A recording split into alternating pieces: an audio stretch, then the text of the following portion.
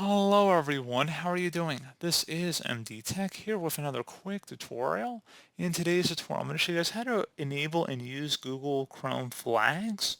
So if you are following the tutorial and you are told to turn a flag on or off, I'm going to show you guys how to do that. And without further ado, let's go ahead and jump right into it. So first thing you have to do is open up the Chrome web browser and type in Chrome and then a colon // flags, FLAGS, and hit enter. So at this point, you go ahead and search for whatever flag you want to modify. And then if you want to scroll down, again, you really want to know what you're doing before you turn any of these on or off. Just don't come in here and start randomly turning stuff on or off unless you have a purpose to do so. So you go ahead and select or search for the flag in question, and then there would be a list that would appear like you see down here. You click inside the drop down and it's either enabled, disabled, or default, which is just whatever is set to default by Chrome.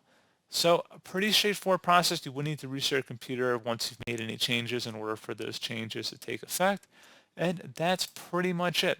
So as always, thank you guys for watching this brief tutorial. Do hope I was able to help you out, and I do look forward to catching you all in the next tutorial. Goodbye.